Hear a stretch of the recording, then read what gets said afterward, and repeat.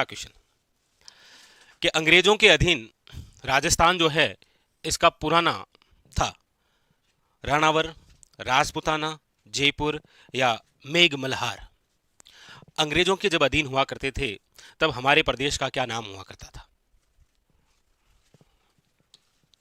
यानी कि यहां पर चर्चा करते हैं हमारा जो प्रदेश है राजस्थान, इस राजस्थान के नामकरण को लेकर। तो देखिए, राजस्थान के नामकरण से रिलेटेड यदि हम क्वेश्चनों की चर्चा करें तो जैसे एक तो बिंदु आपके सामने आता है मरुकांतर या मरुकांतार, ठीक है। एक शब्द आता है राजपुताना और नाम आते हैं राजस्थान,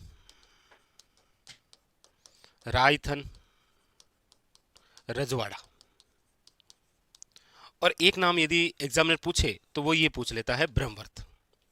नामकरण से रिलेटेड यदि कोई क्वेश्चन बना तो आपके सामने बस ये महत्वपूर्ण बिंदु है। जैसे मरुकांतर जो राजस्थान भूभाग को नाम मिला है वो किसके द्वारा, तो याद रखिएगा वाल्मीकि द्वारा कहा गया है। किसके द्वारा है, तो याद रखिएगा वाल्मीकि।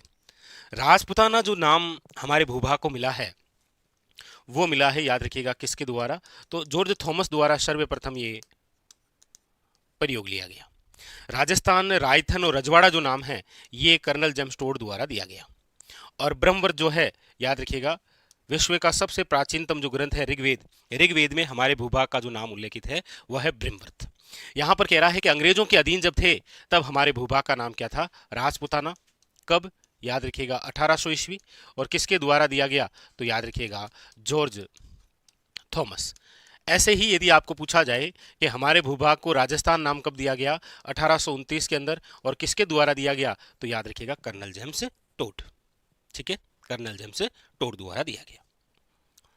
अगला अगला क्वेश्चन है ऐतिहासिक स्थल जाबालीपुर की आधुनिक पहचान क्या है। यानी कोई ऐसा क्षेत्र जिसका प्राचीन नाम जाबालीपुर था और वर्तमान में उसकी पहचान क्या है, बताइए। जालोर है, जैसलमेर है, शिरोई है या नागौर है। आप कहेंगे सर ये जो वर्तमान का नागौर है इसका जो प्राचीन नाम है वो हुआ करता था आपके अहि छत्रपुर। इसका जो प्राचीन नाम है वो क्या हुआ करता था, अहि छत्रपुर। शिरोई का जो मूल नाम है वो हुआ करता था आपके शिवपुरी, ये टोड कहते हैं। जैसलमेर जो है इसका जो प्राचीन नाम है वो हुआ करता था, याद रखिएगा मांड। मांड या इसे कहते हैं आपके वलदेश। और यहां पर जो पूछा गया है कि ऐतिहासिक स्थल जाबालीपुर जो है उसकी आधुनिक पहचान क्या है, तो आप कहेंगे सर वो है जालोर। याद रखिएगा क्या है, जालोर। जैसे आपसे पूछा जाता है कि वर्तमान राजस्थान का वह क्षेत्र जो प्रारंभ में मारू फिर मारवाड़ वर्तमान में क्या कहलाया, तो याद रखिएगा जोधपुर। ये याद रखेंगे आप, प्रारंभ में मारू फिर मारवाड़ और वर्तमान के संदर्भ में जिसे आप पढ़ते हैं वो है आपके क्या, तो याद रखिएगा जोधपुर। यहां पर जो पूछा गया ऑप्शन नंबर क्या हो जाएगा, याद रखिएगा ए इज द करेक्ट आंसर, ठीक है। जालोर जो है, जालोर जो दुर्ग है, इस दुर्ग पर अलाउद्दीन खिलजी का आक्रमण हुआ था 1311 के अंदर, और तब इसका नाम बदलकर जो है वो कर दिया गया था, याद रखिएगा जलालाबाद। क्या कर दिया गया था, जलालाबाद। ये भी आप याद रखें। अच्छा, आप कहेंगे सर प्राचीन समय में ये जाबालीपुर क्यों था, क्योंकि ऋषि जाबाली की तपोस्थली थी, ऋषि जाबाली की तपोस्थली, इसीलिए प्राचीन समय में क्या कहलाता था, जाबालीपुर, ठीक है। अगला, निम्नलिखित में से किसको राजस्थान का मैनचेस्टर कहा जाता है। ऐसा कौन सा क्षेत्र है जिसे राजस्थान का मैनचेस्टर के नाम से आप जानते हैं। जयपुर है, भीलवाड़ा है, नागौर है और ब्यावर है, बताइए। देखिए, एक तो है आपके राजस्थान का मैनचेस्टर,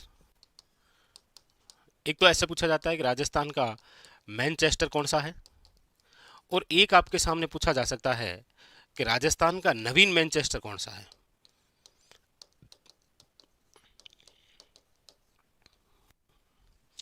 आप कहेंगे सर मैनचेस्टर क्या शब्द है, ये वस्त्र के लिए प्रसिद्ध एक क्षेत्र है विश्व में। उसी प्रकार हमारे राजस्थान के अंदर जिस क्षेत्र को वस्त्र नगरी का दर्जा है वो है आपके कौन सा, तो आप कहेंगे सर भीलवाड़ा। पूछा जाए राजस्थान में वस्त्र नगरी किसे कहा गया है, भीलवाड़ा, और यही राजस्थान का क्या है, मैनचेस्टर। लेकिन याद रखेंगे नवीन मैनचेस्टर जिसे कहा गया है वह है भिवाड़ी। राजस्थान का नवीन मैनचेस्टर जिसे आप कहते हैं वह है आपके भिवाड़ी, जो वर्तमान खेरतल तिजारा में है। ठीक है, याद रखेंगे। अच्छा, ये जो भीलवाड़ा है इसे राजस्थान का मैनचेस्टर कहते हैं, वस्त्र नगरी कहते हैं। लेकिन जैसा कि आपको पता है पशु परिचर और सीटी के पेपरों में क्वेश्चन आ गया था कि निम्न में से कौन सा जिला जो है वो परिधानों का शहर कहलाता है, तो भी याद रखिएगा भीलवाड़ा। एक बार पूछने का तरीका ऐसे भी कर दिया कि निम्न में से कौन सा शहर गारमेंट सिटी के नाम से जाना जाता है, तो भी याद रखिएगा भीलवाड़ा। इसके अलावा भीलवाड़ा जो है याद रखिएगा टेक्सटाइल सिटी के रूप में आप पढ़ते हैं, टेक्सटाइल सिटी। और इसके अलावा याद रखिएगा इसी भीलवाड़ा को आप अब्रक नगरी के रूप में पढ़ते हैं, अब्रक नगरी जिसे आप कह सकते हैं माइका, तो पूछा जाता है माइका सिटी, याद रखेंगे आप। ये लो, कौन सा शहर हो गया, शहर हो गया है भीलवाड़ा। ऑप्शन नंबर जो है वो है आपके सामने B is a correct answer. कई बार उपनामों से संबंधित भी क्वेश्चन बढ़ते हैं, इस प्रकार से आप थोड़ा सा ध्यान रखेंगे। जैसे नागौर जो है याद रखिएगा इसे आप धातु नगरी या औजारों की नगरी के नाम से भी पढ़ते हैं, याद रखिएगा। ठीक है, वेरी वेरी इंपॉर्टेंट। जयपुर जो है आ जाएगा कि निम्न में से सीवी रमन, ध्यान दीजिएगा, सीवी रमन द्वारा जयपुर शहर को निम्न में से क्या संज्ञा दी गई है, तो याद रखिएगा आइसलैंड ऑफ गैलोरी, आइसलैंड ऑफ गैलोरी। ये किसने कहा है, तो याद रखिएगा सीवी रमन ने। तो वो एग्जामिनर ऐसे ही क्वेश्चन पूछ लेता है कि सीवी रमन द्वारा राजस्थान के कौन से शहर को आइसलैंड ऑफ गैलोरी के नाम से जानते हैं, याद रखिएगा जयपुर। अगला, नाथद्वारा जो है उसका मूल नाम था, नाथद्वारा का मूल नाम था बनेड़ा, कानोड़, सिंहाड़, बेहदला। तो आप कहेंगे सर नाथद्वारा जो है वो वर्तमान के संदर्भ में यदि हम चर्चा करते हैं तो याद रखिएगा वह है राजसमंद जिले में। राजसमंद जो जिला है याद रखिएगा ये एकमात्र ऐसा जिला है जिसका जिला मुख्यालय जो है वो उससे भिन्न है, और इसका जो जिला मुख्यालय है वह है राजनगर, याद रखिएगा। तो आप कहेंगे सर फिर इस जिले का नाम राजसमंद क्यों, ये राजसमंद जो नाम है याद रखिएगा ये राजसमंद झील के कारण पड़ा है। राजस्थान का ऐसा शहर या ऐसा जिला जिसका नाम एक झील पर है वह है राजसमंद, राजसमंद झील के कारण पड़ा है। बाकी इसका जिला मुख्यालय भिन्न है, वह है राजनगर, ध्यान देंगे आप। ठीक है, और नाथद्वारा का जो मूल नाम है वो है आपके क्या, सिंहाड़। सिंहाड़ के अंदर मेवाड़ के जो महाराणा हैं, मेवाड़ के महाराणा जिनका नाम होता है आपके राज सिंह, इस राज सिंह द्वारा यहाँ पर एक मंदिर बनाया गया था श्रीनाथ जी का, श्रीनाथ जी का मंदिर।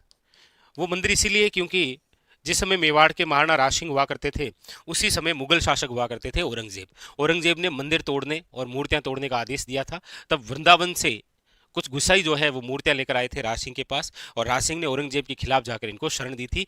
तब एक मंदिर बनाया था सिंहाड़ के अंदर श्रीनाथ जी का, इसीलिए सिंहाड़ का नाम क्या हो गया था, श्रीनाथ जी मंदिर के कारण नाथद्वारा। ठीक है, याद रखेंगे आप। आगे अगला है राजस्थान हृदय किस जिले को कहा जाता है। राजस्थान का जो हृदय है वो आप किस जिले को कहते हैं, अजमेर को कहते हैं, जोधपुर को कहते हैं, नागौर को कहते हैं, या फिर जयपुर को कहते हैं। राजस्थान का हृदय, आप कहेंगे सर राजस्थान का हृदय उसी को कहते हैं जो आपके राजस्थान में सांप्रदायिक सद्भावना का शहर है, सांप्रदायिक सद्भावना का शहर भी वही है। उसे आप राजस्थान का नाका भी कह सकते हैं, और याद रखिएगा उसे भारत का मक्का कहा जाता है। वो है याद रखिएगा कौन सा जिला, वो जिला है अजमेर। अजमेर जो है याद रखिएगा 1113 ईस्वी के अंदर याद रखिएगा अजय राज द्वारा बसाया गया, लेकिन कई बार ये भी नाम मिलता है अजय राज की बजाय अजयपाल, हरविलास शारदा ये कहते हैं। ठीक है, तो जो भी हो ऑप्शन में आप देखना। चलिए, तो यहां पर आपसे जो पूछा गया राजस्थान हृदय, वो याद रखिएगा कौन सा शहर है, वो है आपके अजमेर, याद रखेंगे आप। ठीक है, विश्व में राजस्थान जो है वो किस गोलार्ध में स्थित है, विश्व के अंदर राजस्थान जो है वो अपनी स्थिति कौन से गोलार्ध में रखता है? देखिए, राजस्थान के संदर्भ में स्थिति की यदि हम बात करें, राजस्थान की स्थिति, तो वैसे तो विशेष तौर पर पूछने के दो ही तरीके हैं। या तो वो पूछेगा कि भारत में क्या स्थिति है, और या फिर जैसा कि आपके सामने पूछ लिया है कि विश्व में राजस्थान जो है वो कौन से गोलार्ध में आता है। फटाफट बताइएगा। देखिए, भारत के संदर्भ में आप चर्चा करेंगे तो वो तो है, याद रखिएगा, उत्तर पश्चिम। ये तो कई बार वन लाइनर के तौर पर आपको देखने को मिलता है, उत्तर पश्चिम। विश्व के संदर्भ में यदि आप चर्चा करेंगे तो आप कहेंगे सर, आप पढ़ते हैं उत्तरी अक्षांश टू पूर्वी देशांतर, तो उत्तर पूर्वी। विश्व में राजस्थान जो है वो किस गोलार्ध में है? उत्तर पूर्वी गोलार्ध में है, ये याद रखेंगे। तो दोनों तरीके से पूछा जा सकता है आपको। हाँ, भारत के संदर्भ में पूछेगा तो उत्तर पश्चिम हो जाएगा, विश्व के संदर्भ में पूछेगा तो उत्तर पूर्वी हो जाएगा। ठीक है, चलिए आगे। राजस्थान का पश्चिम से पूर्व देशांतरीय विस्तार क्या है? यानी कि हम जो ये हमारा जो राजस्थान है, इस राजस्थान के संदर्भ में जब हम अक्षांश और देशांतर की बात करते हैं तो देखिए दोनों ही बातें बड़ी इंपॉर्टेंट है। राजस्थान का अक्षांश विस्तार कितना है? तो आप कहेंगे सर 23 डिग्री 3 मिनट उत्तरी अक्षांश से लेकर 30 डिग्री 12 मिनट उत्तरी अक्षांश। याद रखिएगा, ये है राजस्थान का अक्षांश विस्तार। इसी प्रकार जो देशांतरीय विस्तार है वो है आपके सामने 69 डिग्री 30 मिनट पूर्वी देशांतर से लेकर, याद रखिएगा, 78 डिग्री 17 मिनट पूर्वी देशांतर। 100% आपके एग्जाम में क्वेश्चन आएगा, या तो अक्षांश का विस्तार पूछा जाएगा या आपको देशांतरीय विस्तार पूछा जाएगा। और कई बार तो ये भी पूछ लेता है कि राजस्थान के अंदर ये जो अक्षांशीय अंतर है ये कितना है। तो आप कहेंगे सर अक्षांशीय जो अंतर है वह है 7 डिग्री और 9 मिनट। अच्छा, इसी प्रकार पूछ लेता है राजस्थान का जो देशांतरीय अंतर है वो कितना है? तो वो है, आपके याद रखिएगा, 8 डिग्री और 47 मिनट। ये देशांतरीय अंतर है, ये अक्षांशीय अंतर है, और ये राजस्थान का अक्षांशीय विस्तार है और ये राजस्थान का देशांतरीय विस्तार है। यहाँ पर आपको पूछा गया है कि पश्चिम से पूर्व जो देशांतरीय विस्तार है वो कितना है? तो आप कहेंगे सर ऑप्शन नंबर डी। दोनों याद करने हैं आपको। अगला, राजस्थान के किस जिले से 78 डिग्री पूर्वी देशांतर रेखा गुजरती है? यानी कि राजस्थान का ऐसा कौन सा जिला है? देखिए, इस प्रकार से यदि आपको क्वेश्चन पूछे भी जाएंगे तो 3 प्रकार के क्वेश्चन बनते हैं, ध्यान दीजिएगा। एक तो आपको पूछा जाएगा कि राजस्थान के अंदर ये, एक तो पूछा जाएगा ये 70 डिग्री पूर्वी देशांतर जो है वो कहां से गुजरता है। एक आपके सामने पूछा जाता है ये कि राजस्थान के अंदर 78 डिग्री जो पूर्वी देशांतर है वो कहां से गुजरता है। और एक आपसे पूछा जाता है कि राजस्थान में 23 डिग्री 30 मिनट जो उत्तरी अक्षांश है वो कहां से गुजरता है। ये 3 प्रकार के क्वेश्चन हैं जो आपको वन लाइनर के तौर पे पूछे जा सकते हैं कि ये राजस्थान में कहां से गुजरते हैं। जैसे 70 डिग्री जो पूर्वी देशांतर है ये हमारे राजस्थान के जिस जिले से गुजरते हैं वो है जिला, याद रखिएगा, जैसलमेर। अच्छा, 78 डिग्री पूर्वी देशांतर जो है वो जिला कौन सा है? तो आप कहेंगे सर ये है धौलपुर। और 23 डिग्री 30 मिनट जो उत्तरी अक्षांश है ये कहां से गुजरता है? तो मेरे हिसाब से पहचान गए होंगे आप, ये रेखा है कौन सी? कर्क रेखा, जो आपके कहां से? तो बांसवाड़ा और याद रखिएगा डूंगरपुर से, बांसवाड़ा और डूंगरपुर से गुजरती है, याद रखेंगे। तो यहां पर पूछा गया 78 डिग्री पूर्वी देशांतर, याद रखेंगे धौलपुर। धौलपुर जो जिला है याद रखिएगा उसे आप कोठी के नाम से जानते हैं।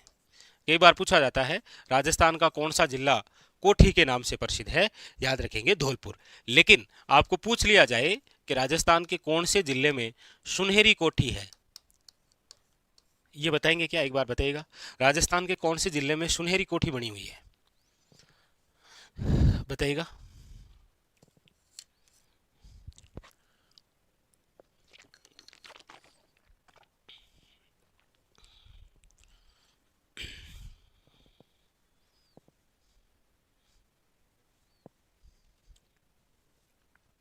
सुनहरी कोठी कहाँ है? बिल्कुल शाबाश, याद रखिएगा सुनहरी कोठी जो है वो है आपके टोंक में। टोंक जिसे आप राजस्थान में नवाबों का शहर कहते हैं, याद रखिएगा नवाबों का शहर। ये जो सुनहरी कोठी है इसके जो निर्माता है वो आप पढ़ते हैं मोहम्मद इब्राहिम खां, याद रखिएगा। ठीक है, ये आपके कौन सी सुनहरी कोठी। अगला, निम्नलिखित में से कौन सा राजस्थान राज्य की लंबाई के उत्तर से दक्षिण की ओर किलोमीटर में दर्शाता है? यानी कि ये जो हमारा राजस्थान है, इस राजस्थान के संदर्भ में बात ये हो रही है कि उत्तर से दक्षिण और पश्चिम से पूर्व, यानी कि राजस्थान की लंबाई कितनी है? तो आप कहेंगे सर राजस्थान की लंबाई है 826 किलोमीटर। अच्छा, चौड़ाई कितनी है? तो आप कहेंगे सर राजस्थान के अंदर चौड़ाई की यदि हम बात करेंगे तो 869 किलोमीटर, यानी कि राजस्थान लंबा कम है, चौड़ा ज़्यादा है, याद रखेंगे आप। और राजस्थान की लंबाई और चौड़ाई में अंतर कितना है? तो आप कहेंगे सर राजस्थान की लंबाई और चौड़ाई में जो अंतर है वह है, याद रखिएगा 43 किलोमीटर। अंतर जो है वो कितना है? 43 किलोमीटर। ऑप्शन नंबर जो है वो हो जाएगा आपके सामने कौन सा? याद रखिएगा डी। ठीक है, 826 किलोमीटर। ठीक है, अगला अगला है राजस्थान की पूर्वी से पश्चिम चौड़ाई और उत्तर से दक्षिण लंबाई में अंतर कितना है? तो अभी हमने कहा था कि राजस्थान का उत्तर से दक्षिण वो तो है आपके सामने 826 और पूर्वी से पश्चिम 869 और दोनों में अंतर है 43 का। ये तो क्वेश्चन अभी हमने देखो ये रहा, ये किया था। लंबाई, राजस्थान की लंबाई कितनी है, चौड़ाई कितनी है, लंबाई चौड़ाई दोनों में अंतर कितना है, याद रखेंगे आप। ठीक है, भारत में से होकर कौन सी रेखा गुजरती है? यानी कि राजस्थान से या फिर भारत के संदर्भ में क्वेश्चन बन सकता है, कौन सी रेखा गुजरती है। हालांकि यहाँ भारत के बजाय आपके सामने जो क्वेश्चन आएगा वो लिखा आएगा राजस्थान। राजस्थान में से होकर गुजरने वाली रेखा कौन सी है? तो आपके सामने फिर मैप आएगा, मैप आएगा तो फिर आपके सामने इस प्रकार से दक्षिणी भाग में, याद रखिएगा वो रेखा है कौन सी? कर्क रेखा। अच्छा, कई बार क्या होता है कर्क रेखा नाम ना देकर दे देता है 23 डिग्री 30 मिनट। जो उत्तरी अक्षांश है ये राजस्थान के कौन से भाग से गुजरता है? तो याद रखिएगा ये गुजरता है राजस्थान के दक्षिण भाग से। पहली बात तो ये हो गई, राजस्थान के दक्षिण भाग से। अच्छा, दक्षिणी भाग में भी याद रखिएगा कौन से जिले से? तो आप कहेंगे सर एक तो जिला आता है बांसवाड़ा और एक याद रखिएगा जिला आता है डूंगरपुर। तो डूंगरपुर और बांसवाड़ा जो जिले हैं यहाँ से गुजरती है कर्क रेखा। अच्छा, इसमें भी पूछ ले तो याद रखिएगा डूंगरपुर के तो दक्षिणी भाग से गुजरती है और बांसवाड़ा के मध्य भाग से, यानी कर्क रेखा जो है वो राजस्थान के कौन से जिले को दो भागों में बांटती है? याद रखिएगा बांसवाड़ा, क्योंकि इसके मध्य से गुजरती है। मतलब ऐसे भी पूछा जा सकता है, कई बार पूछ लिया जाता है। हाँ, ये काल्पनिक रेखाएं हैं, इनकी लंबाई तो वैसे कोई फिक्स होती नहीं है, लेकिन फिर भी आप पढ़ते हैं, कोई दिक्कत नहीं है। ठीक है, हाँ।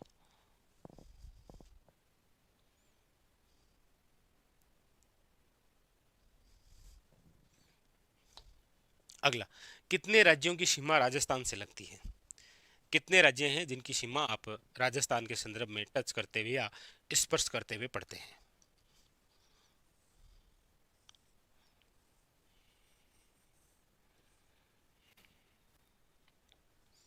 तो आप कहेंगे सर राजस्थान के उत्तरी भाग से पंजाब है, उत्तर पूर्वी भाग से हरियाणा है, पूर्वी से केवल और केवल यूपी है, दक्षिण पूर्वी से एमपी है और दक्षिण और पश्चिम से जो है वो गुजरात है। कई बार ऐसे भी पूछ लिया जाता है। तो ये है आपके सामने कितने राज्य, याद रखेंगे 5 राज्य। राजस्थान के साथ कितने राज्य सीमा साझा करते हैं? तो याद रखिएगा 5 तो राज्य और एक देश सीमा साझा करता है। देश जो है वो है पाकिस्तान। पाकिस्तान जो है वो राजस्थान के साथ कितनी सीमा साझा करता है? याद रखेंगे 1070 किलोमीटर। पंजाब जो है वो राजस्थान के साथ सीमा लगाता है 89। हरियाणा जो है वो लगाता है आपके 1262। यूपी जो है वो लगाता है 877। एमपी जो है वो 1600 किलोमीटर और गुजरात जो है वो 1022 किलोमीटर।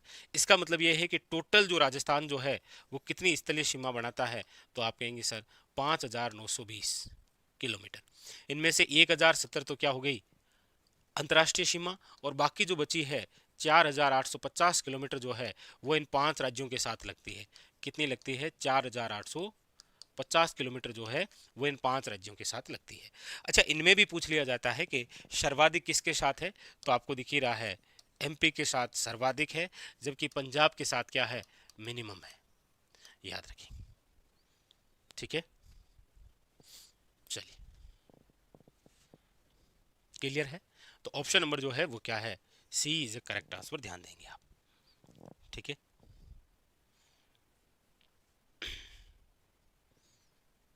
अगला, राजस्थान की पाकिस्तान के साथ अंतर्राष्ट्रीय सीमा की जो कुल लंबाई है वो कितनी है? ये लो। अब आप थोड़ी सी कुछ और भी विशेष बातों पर ध्यान देंगे। देखिए, यहाँ पर जो चर्चा हो रही है वो हो रही है आपके कौन सी सीमा को लेकर? पाकिस्तान के साथ। सबसे पहली बात तो आप याद रखेंगे कि पाकिस्तान के साथ जो सीमा है वो कौन सी दिशा से लगती है, तो आप कहेंगे सर उत्तर और पश्चिम। राजस्थान का जो उत्तर पश्चिमी भाग है वो आपके किसके साथ सीमा साझा करता है? याद रखिएगा, पाकिस्तान के साथ। पाकिस्तान के साथ कितनी? तो याद रखिएगा 1070 किलोमीटर, ठीक है। अच्छा, अब विशेष बात कि राजस्थान की जो अंतर्राष्ट्रीय सीमा है उसकी शुरुआत कहाँ से है? तो याद रखिएगा, उसकी जो शुरुआत है वो है आपके हिंदूमल कोट। कहाँ से है? हिंदूमल कोट से। और हिंदूमल कोट जो है वो आपके कहाँ पर आता है? श्री गंगानगर। अच्छा, यहाँ से लेकर कहाँ तक है? तो आप कहेंगे सर वो है आपके बांकासर, शाहगढ़, बाड़मेर तक। याद रखेंगे, यहाँ तक जो है वो अंतर्राष्ट्रीय सीमा का विस्तार है। तो कौन कौन से जिले हैं? आप कहेंगे सर श्री गंगानगर है, उसके बाद में फिर बीकानेर है, उसके बाद में फिर जैसलमेर है यहाँ पर, और उसके बाद में फिर यहाँ पर बाड़मेर है।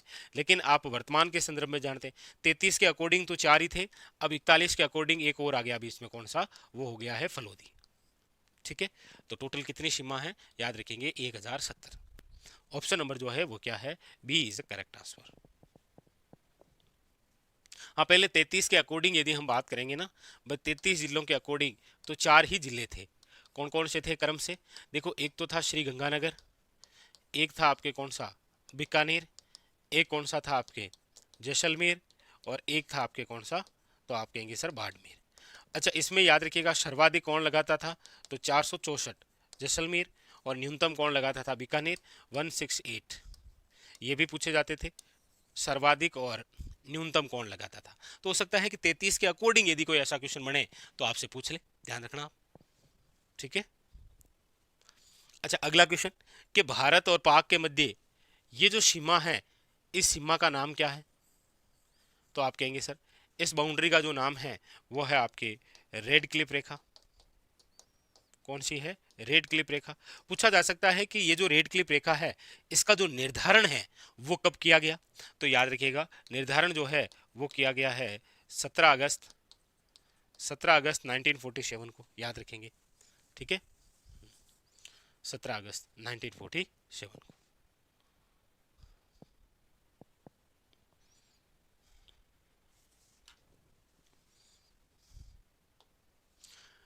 राजस्थान में संभागीय आयुक्त व्यवस्था को कब पुनर्जीवित किया गया था? राजस्थान के अंदर जो संभागीय व्यवस्था है उसको कब पुनर्जीवित किया गया था? बताइए। पाचो जीवता कणा करी, बताइए।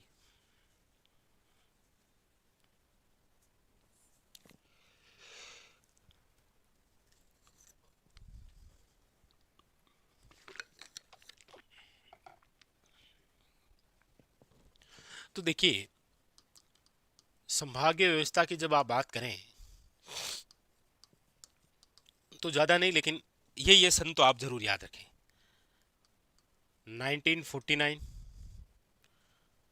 1962, 1987 और 2005। 4 सन तो जरूर याद रखें आप, बहुत खास है ये। क्यों? क्योंकि पूछा जाए संभागीय व्यवस्था की शुरुआत कब हुई थी, तो याद रखिएगा 1949 के अंदर। ये तो शुरुआत है। 1962 याद रखिएगा, संभागीय व्यवस्था को समाप्त कर दिया गया। 1987 के अंदर याद रखिएगा, इस व्यवस्था को पुनर्जीवित किया गया था, पुनर्जीवित। और 2005 के अंदर याद रखिएगा, राज्य का सबसे नवीनतम 7वां संभाग बना था। और जब पुनर्जीवित हुआ ना, तभी 6ठा संभाग बना था। तो आप कहेंगे सर 7वां संभाग तो भरतपुर बना है और 6ठा संभाग अजमेर बना है, याद रखिएगा आप। ठीक है। क्वेश्चन आता है कि कब से लेकर कब तक बंद कर दी गई थी? 1962 से लेकर 1987, यानी कितने वर्षों के लिए? तो आप कहेंगे सर 25 वर्षों के लिए। 25 वर्षों के लिए संभागीय व्यवस्था क्या कर दी गई थी? समाप्त कर दी गई थी, याद रखेंगे आप। शुरुआत जिस समय हुई वो हीरालाल शास्त्री की सरकार थी। जब समाप्त की गई वो मोहनलाल सुखाड़िया की सरकार थी। जब पुनर्जीवित हुई वो हरदेव जोशी की सरकार थी, हरदेव जोशी। 7वां संभाग जब बना तो मैडम थी वसुंधरा राजे। वर्तमान के अंदर आपसे पूछा जाए राजस्थान में कुल कितने संभाग हैं, तो याद रखिएगा वर्तमान में 7 संभाग हैं। 7 संभाग कौन कौन सा है, कमेंट करिएगा। राजस्थान के अंदर 7 संभाग कौन कौन सा है, बताइएगा एक बार।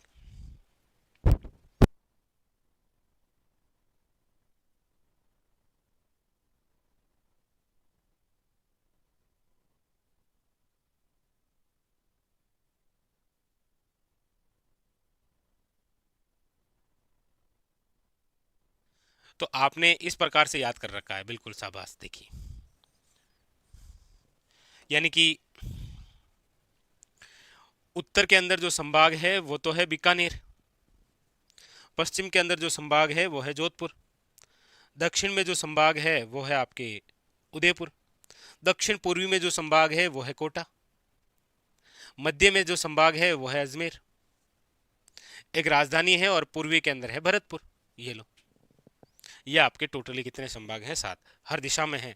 कई बार ऐसे पूछ लेता है कि निम्न में से राजस्थान का वह संभाग जो मध्यवर्ती संभाग है, या राजस्थान का ऐसा कौन सा संभाग है जिसका विस्तृत भाग जो है वो दक्षिण पूर्वी के अंदर है। ठीक है, हाँ। तो पुनर्जीवित कब कर दिया गया? याद रखिएगा 1987 के अंदर। अगला अगला है, राजस्थान राज्य का कितना भाग मरुस्थलीय क्षेत्र है? राजस्थान राज्य का कितना भाग जो है वो मरुस्थलीय क्षेत्र है? राजस्थान राज्य का कितना भाग जो है वो मरुस्थलीय क्षेत्र है, बताइएगा। बहुत अच्छा और बेहतरीन सा क्वेश्चन आपके सामने है। कई बार क्या होता है, हम ऐसे पढ़ के जाते हैं और एग्जामिनर ऐसे पूछ लेता, आधा है, 2/3 है, 1/3 है, 1/4 है, बताइए। तो आप कहेंगे सर जैसे राजस्थान का जो कुल एरिया है उसमें जो पश्चिमी मरुस्थलीय क्षेत्र है, पश्चिमी मरुस्थलीय जो क्षेत्र है, एक तो यहाँ पर कितना क्षेत्रफल है राजस्थान के कुल क्षेत्रफल का, और एक राजस्थान की कुल जनसंख्या का कितने प्रतिशत जनसंख्या निवास करती है। तो 40% जनसंख्या निवास करती है और राजस्थान के कुल एरिया का कितना? 61.11% है। 61.11% याद रखेंगे। ठीक है, वेरी वेरी इंपॉर्टेंट। तो इसका जो राइट आंसर है वो क्या हो जाएगा? याद रखिएगा 2/3 हो जाएगा, 2/3 याद रखिएगा। तो कई बार ऐसे पूछ लेता है। ठीक है,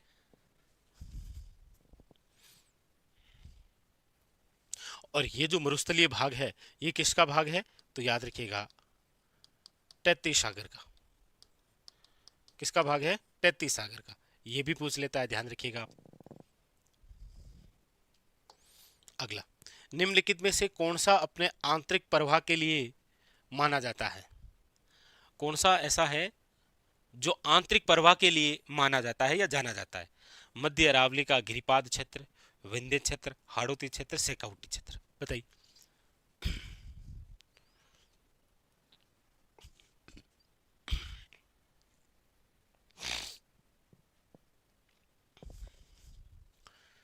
कौन सा अपने आंतरिक प्रवाह के लिए जाना जाता है? तो आप कहेंगे सर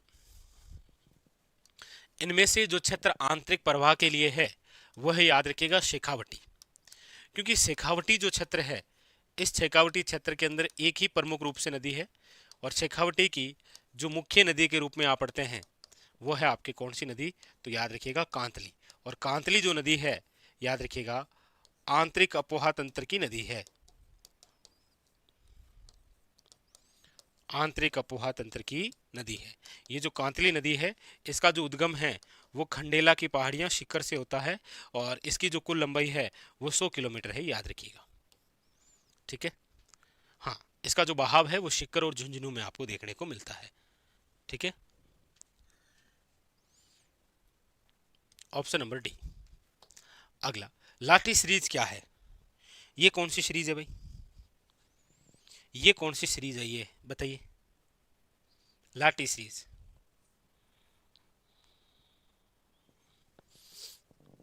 तो आप कहेंगे सर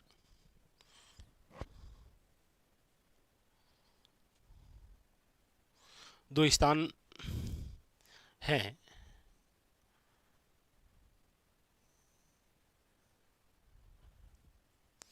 एक तो है आपके पोखरण और एक स्थान है मोहनगढ़। पोखरण से लेकर मोहनगढ़ या मोहनगढ़ से लेकर पोखरण तक एक भूगर्भित जो जल पट्टी है, भूगर्भित जो जल पट्टी है, इस भूगर्भित जल पट्टी को आप जिस नाम से जानते हैं वो है आपके क्या, याद रखिएगा लाठी सीरीज। पोखरण से लेकर मोहनगढ़ तक जो भूगर्भित जल पट्टी है उसे आप क्या कहते हैं, याद रखिएगा लाठी सीरीज। पोखरण और मोहनगढ़ ये दोनों स्थान जिस जिले में हैं वहीं पर ये लाठी सीरीज है, और वो है आपके याद रखिएगा जैसलमेर। ये जो भूगर्भित जल पट्टी है ये किसका भाग है, तो याद रखिएगा प्राचीन सरस्वती। अभी आपने हाल ही में कुछ समय पहले पढ़ा होगा कि जैसलमेर के गांव में जो है वो जमी से पानी बाहर आ गया था। फिर उसके बाद में इसी प्राचीन सरस्वती नदी को पुनर्जीवित करने का कार्य शुरू हो गया, और इसको पुनर्जीवित कार्य जो है वो जिस देश के सहयोग से शुरू हुआ है वह है डेनमार्क। याद रखिएगा किस देश के सहयोग से शुरू हुआ, ये वाला करंट विशेष का क्वेश्चन है, डेनमार्क के सहयोग से, याद रखेंगे। ये जो भूगर्भित जल पट्टी है इसको बाहर निकालने के लिए बहुत सारे क्या लगे हुए हैं, नलकूप लगे हुए हैं यहाँ पर, और सर्वाधिक नलकूप लगे हुए हैं चांदन गांव में। तो इनको आप जिस नाम से जानते हैं वो है चांदन नलकूप, और चांदन नलकूप को आप कहते हैं थार का गढ़ा। क्या कहते हैं, थार का गढ़ा कहते हैं, याद रखेंगे। थार का गढ़ा किसे कहते हैं, चांदन नलकूप को। इसलिए आप देखेंगे यहाँ आसपास के अंदर जो है वो हरा भरा भूभाग भी दिखाई देगा आपको, यहाँ पर आपको इस प्रकार से हरा भरा भूभाग भी दिखाई देगा। और ये जो हरा भरा भूभाग है ये है आपके एक घास का, और इसका नाम है शेवण घास। ये जो शेवण घास है याद रखेंगे हमारे राजस्थान के अंदर एक प्रोटीन युक्त घास है।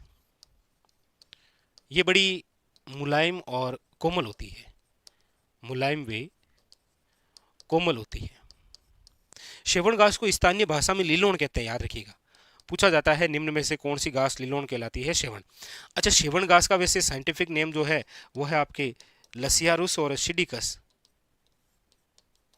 सिडिकस ये जिस जिले में है, जिला आप जानते हैं जैसलमेर है, शेवण घास वो है आपके जिला कौन सा, जैसलमेर, याद रखेंगे। ठीक है, ये जो शेवण घास है गोडावण की प्रजनन स्थली के रूप में जानी जाती है, गोडावण की प्रजनन स्थली, याद रखिएगा।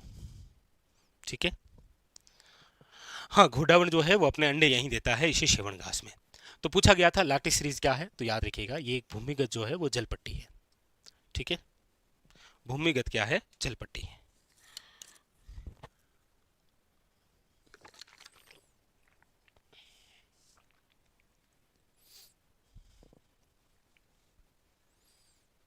क्लियर है, चलिए आगे। अगला है निम्न में से कौन सा स्थान दक्षिणी राजस्थान में स्थित नहीं है। ऐसे क्वेश्चनों को आप थोड़ा सा ध्यान से देखें। कौन सा स्थान जो है वो आपके दक्षिण राजस्थान में स्थित नहीं है, दक्षिणी राजस्थान में नहीं है।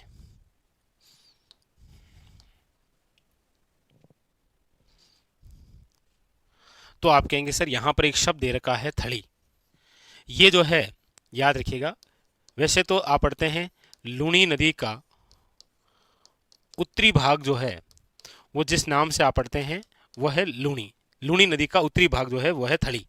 वैसे थड़ी जो है वो मरुस्थलीय क्षेत्र का ऊपरी भाग है।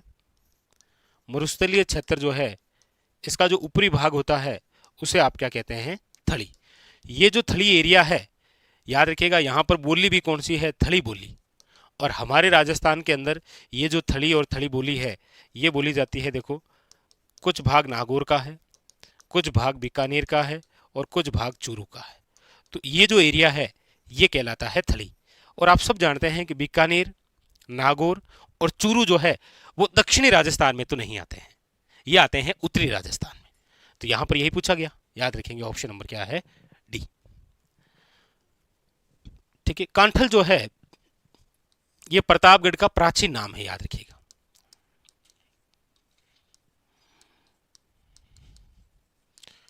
प्रतापगढ़ का प्राचीन नाम। अच्छा एक क्वेश्चन है, फटाफट कमेंट करेंगे आप। प्रतापगढ़ की स्थापना कब की गई? Option number 1 2006, 2008, 1799, 1699। क्वेश्चन है प्रतापगढ़ की स्थापना कब की गई, बताओ। सारे के सारे विद्यार्थी इसका आंसर देंगे और ईमानदारी से देंगे कि प्रतापगढ़ जो है उसकी स्थापना कब हुई।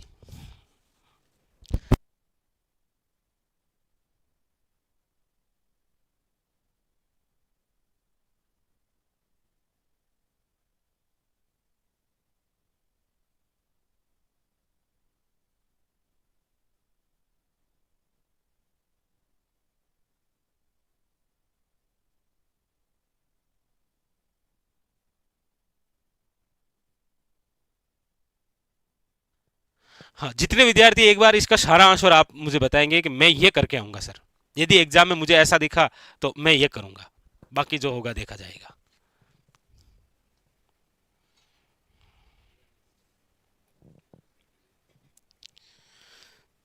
तो ऐसे क्या है, एग्जाम के अंदर इजी वाले क्वेश्चन और आते हुए क्वेश्चन गलत टिक हो जाते हैं फिर, क्योंकि उस समय वो एग्जाम हॉल का प्रेशर अलग ही लेवल का होता है।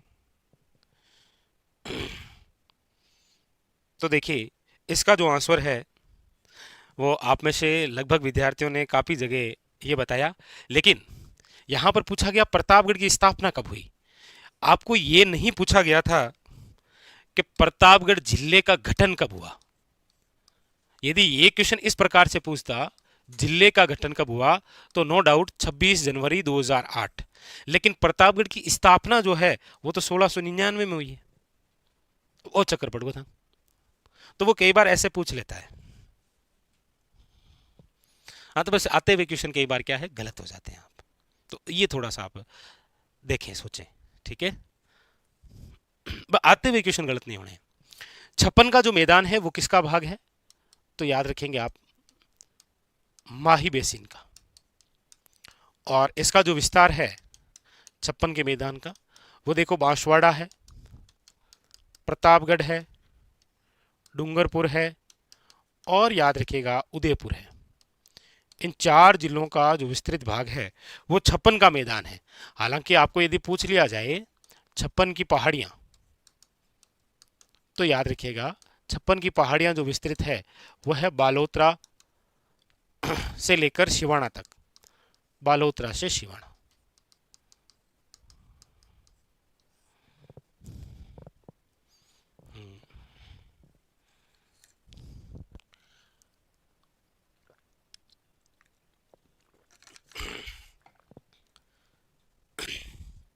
अगला अगला है सीफ है।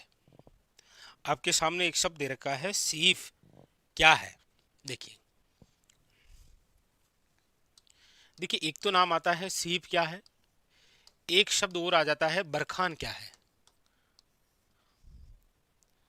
तो याद रखिएगा, सीफ जो है वो आपके अनुदैर्ध्य बालू का स्तूप के रूप में आप देखते हैं, और इसको जो है वो अनुप्रस्थ बालू का स्तूप के रूप में आप देखते हैं।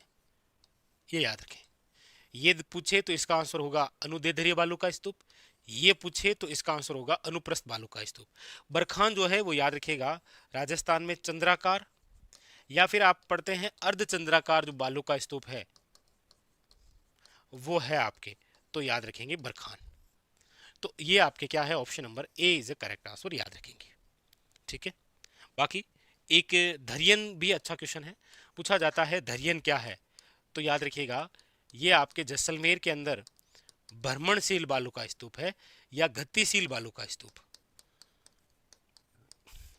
गतिशील जो बालू का स्तूप है वो है आपके, याद रखिएगा क्या, धरियन। गतिशील बालू का स्तूप या भ्रमणशील जो बालू का स्तूप है वो होता है। ठीक है, याद रखिएगा कौन सा, धरियन। अच्छा क्वेश्चन है, कई बार पूछा जाता है। एक आपको पूछा जाता है, याद रखिएगा, तारा बालू का स्तूप। और ये जो तारा नामक बालू का स्तूप है ये राजस्थान के कौन से क्षेत्र में है, तो आप याद रखेंगे ये है आपके, एक तो क्षेत्र है सूरतगढ़ जो कि गंगानगर में है, और एक याद रखिएगा मोहनगढ़ जो जैसलमेर में। तारा बालू का स्तूप ध्यान रखेंगे आप। आज छप्पन का जो मैदान है वो माही बेसिन का भाग है। माही बेसिन पूर्वी मैदानी प्रदेश का भाग है, कोई दिक्कत नहीं है। ठीक है। हाँ, नहीं, महिलाओं के हेयरपिन जैसा जो बालू का स्तूप है वो है आपके पैराबोलिक बालू का स्तूप, याद रखेंगे। ठीक है। अगला, गतिशील रेत के टिल्ले को राजस्थान की स्थानीय भाषा में क्या कहते हैं? ये लो आंसर दीजिए कि गतिशील जो बालू का स्तूप होते हैं, हाँ,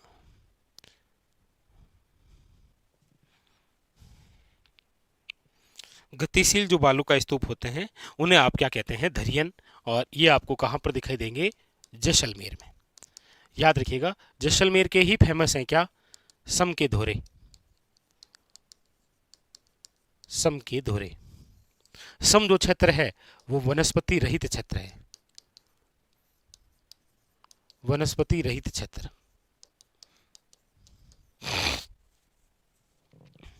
ठीक है। आगे अगला है, कौन सी पर्वत श्रेणी जो है वो आपके राजस्थान राज्य को पूर्वी राजस्थान और पश्चिमी राजस्थान में विभाजित करती है? बताओ कौन सी ऐसी पर्वत श्रेणी है? आपसे पूछा गया है, बताइए।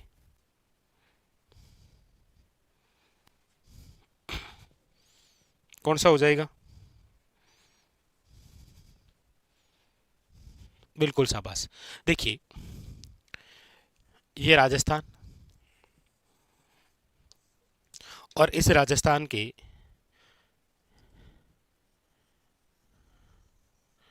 ये इस भूभाग से कौन सी है? ये अरावली।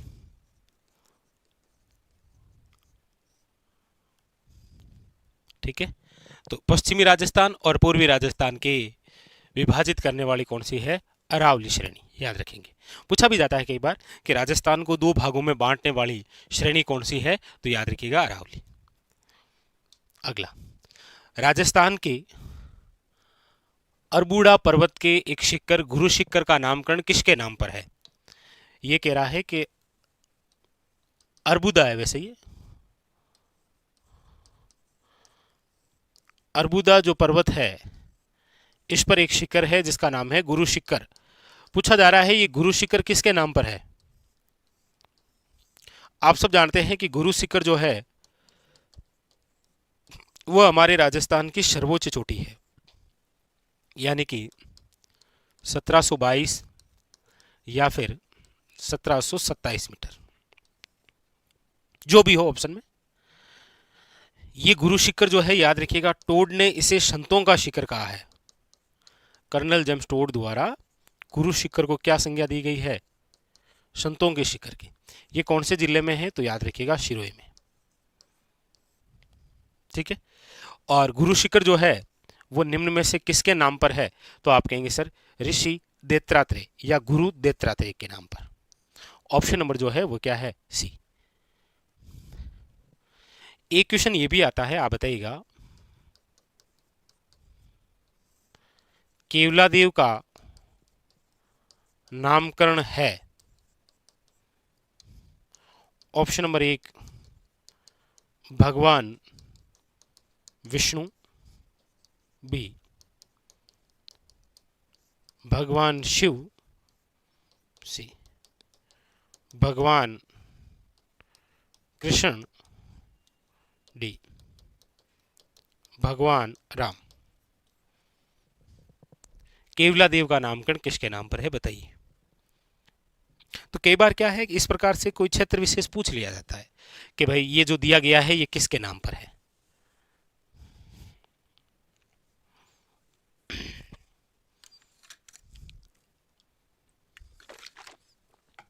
तो गुरु शिखरवाड़ा बिल्कुल उसी प्रकार, शाबाश, भगवान शिव के नाम पर। ठीक है।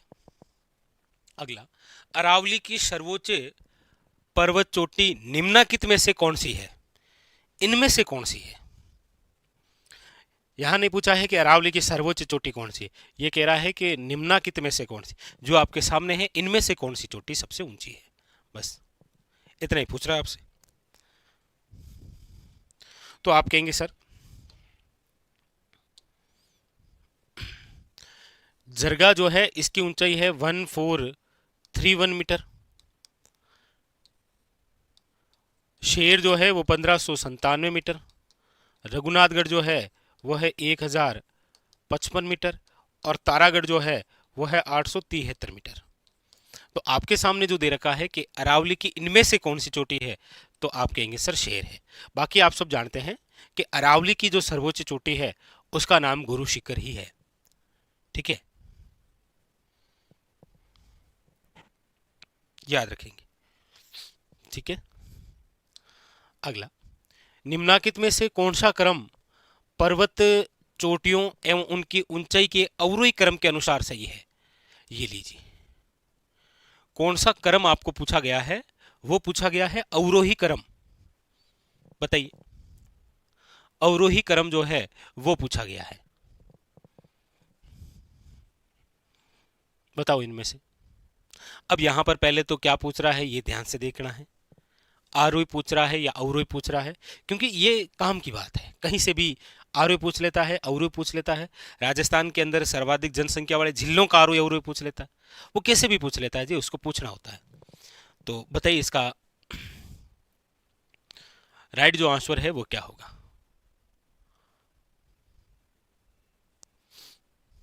सबसे पहले तो अवरोही क्रम पूछा है। अवरोही क्रम का मतलब तो आप समझ गए ना, ये बड़े से छोटे की ओर पूछ रहा है,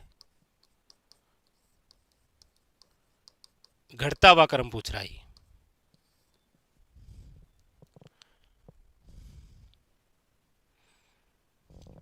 बताइए,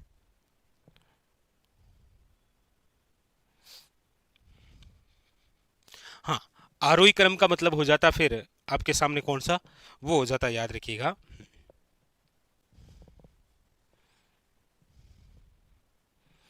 देखिए 4 चोटियां हैं, क्या क्या नाम है? आप कहेंगे सर एक तो दे रखा है बाबाई, एक दे रखी है बेराट, एक दे रखी है नाग पहाड़, और एक दे रखी है आपके भेरांच या भेरंच, जो भी है। भेरांच 792 है, आप सब जानते हैं। नागपाड़ 795 है।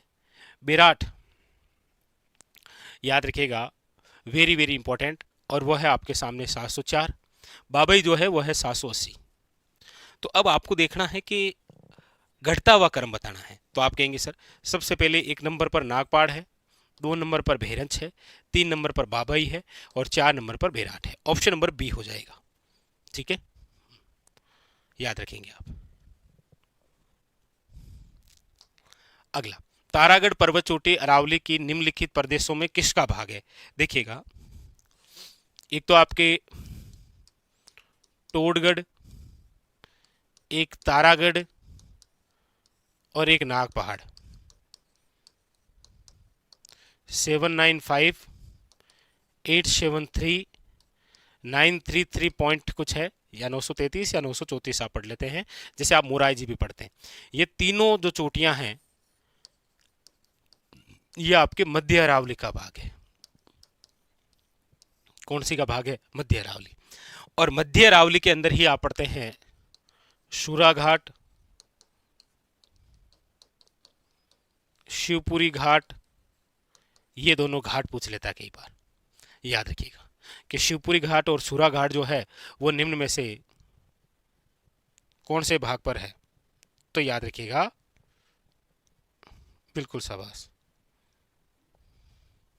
ये जो है ये है आपके कौन सा? अरावली का मध्य भाग। अगला, राजस्थान के किस जिले में नागपानी पर्वत है? नागपानी पर्वत बताइए कहां पर है?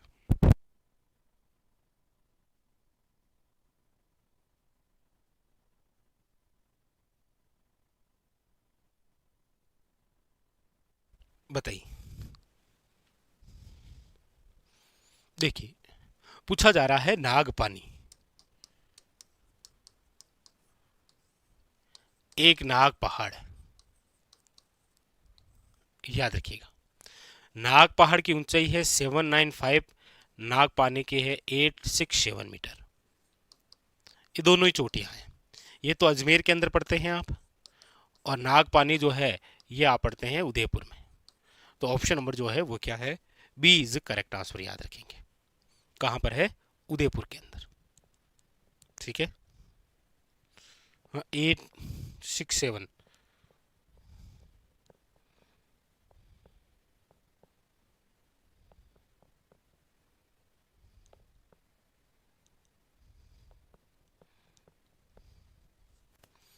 चलिए अगला, किस स्थान पर कार्तिक पूर्णिमा के मेले का आयोजन नहीं होता है?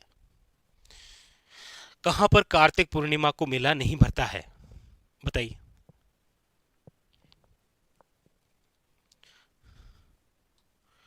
कार्तिक पूर्णिमा, देखिए कार्तिक पूर्णिमा की हम बात करते हैं तो पुष्कर मेला जो है ये अजमेर में आयोजित होता है। कोलायत जो मेला है ये बीकानेर में आयोजित होता है। कपिल धारा जो है ये बारां में आयोजित होता है। और शीता माता जो है ये आपके कब आयोजित होता है? याद रखिएगा, ज्येष्ठ अमावस्या को आयोजित होता है। हाँ, प्रतापगढ़ वाला। ठीक है, याद रखिएगा कार्तिक पूर्णिमा। कार्तिक पूर्णिमा के दिन हमारे राजस्थान में याद रखिएगा दीपदान की भी परंपरा है।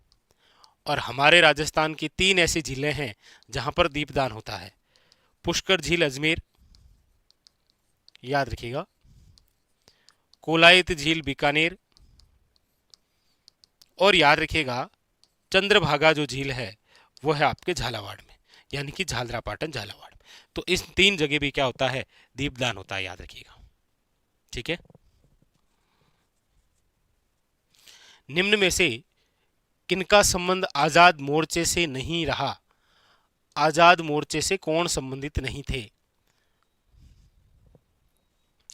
आजाद जो मोर्चा है उससे संबंधित नहीं थे। देखिए, आजाद मोर्चा जो है ये घटित हुआ था 1942 के अंदर। अच्छा, जयपुर प्रजामंडल से अलग हुआ था ये। जयपुर प्रजामंडल का विभाजन था ये एक। जयपुर प्रजामंडल का क्या है? विभाजन। आजाद मोर्चे का जो गठन है वो करने वाले व्यक्ति थे बाबा हरीशचंद्र। कौन थे? बाबा हरीशचंद्र।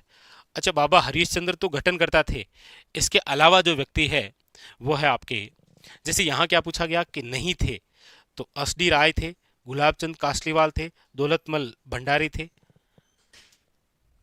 अभिमल जैन भी थे। जो नहीं थे वो है मास्टर श्रीराम नहीं थे। ऑप्शन नंबर जो है वो क्या है? याद रखिएगा, बी, ये आपके नहीं थे। ठीक है, और वर्तमान के अंदर आपको पता ही है के श्रीराम, नाम सुना है क्या? वर्तमान राजस्थान के मुख्य न्यायाधीश के रूप में है। मुख्य न्यायाधीश के रूप में बता सकते हैं ये कौन से नंबर के हैं? राजस्थान के वर्तमान मुख्य न्यायाधीश के श्रीराम जो है वो कौन से नंबर के हैं?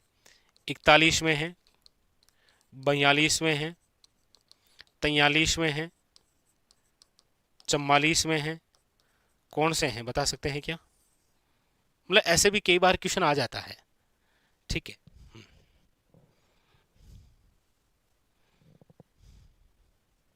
हाँ, KR श्रीराम, ठीक है,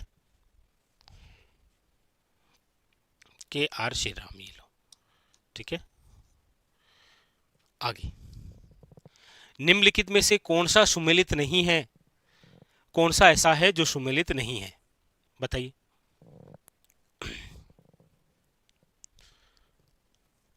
भाकर, आप कहेंगे सर भाकर जो है ये तो शिरोई के अंदर तेज ढाल वाली पहाड़ी है, याद रखिएगा। तेज ढाल वाली जो पहाड़ियां होती है शिरोई जिले के अंदर, और वो भी शिरोई के पूर्वी भाग में, याद रखेंगे, वो तो है भाकर। लेकिन याद रखिएगा इसराना भाकर और रोजा भाकर, इसराना भाकर और रोजा भाकर। इसराना भाकर 839 मीटर, रोजा भाकर 730 मीटर। ये दोनों जो है वो जालोर की चोटियां हैं, याद रखिएगा, इसमें थोड़ा सा ध्यान रखें आप। तो भाकर ये तो सही है, लेकिन हमें तो पूछा है कौन सा सुमेलित नहीं है। 56 की पहाड़ियां, जालोर और शिवाना, आप कहेंगे सही है सर। गिरवा जो है वो उदयपुर में है, लेकिन ये जो कांठल है ना, ये चंबल बेसिन का भाग नहीं, ये माही बेसिन का भाग है, क्योंकि कांठल प्रतापगढ़ का प्राचीन नाम है भाई, प्रतापगढ़ का प्राचीन नाम।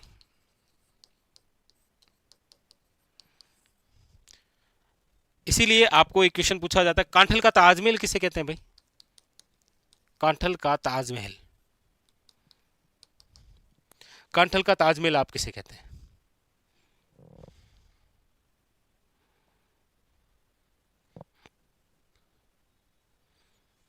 तो याद रखिएगा वो है काका जी की दरगाह, काका जी की दरगाह, याद रखिएगा,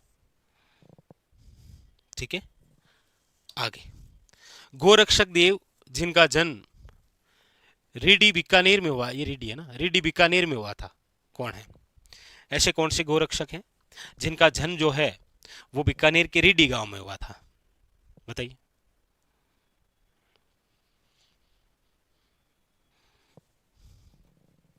गोरक्षक या जिनका जन्म रीडी बीकानेर में हुआ है वो थे, याद रखिएगा, वीर बीगा जी। कौन है? वीर बीगा जी, जाखड़ समाज के कुल देवता। ऑप्शन नंबर जो है वो क्या है? डी। अच्छा, इनका मंदिर भी वहीं बना हुआ है रेडी गांव में, याद रखेंगे आप, ठीक है। अगला, निम्न में से अंतर पर्वतीय मैदान नहीं है या फिर अंत्य पर्वतीय मैदान नहीं है। क्वेश्चन आपसे पूछना ये चाह रहा है कि कौन सा ऐसा है जो अंत्य पर्वतीय मैदान नहीं है। बहुत अच्छा क्वेश्चन है इसका, बताइए।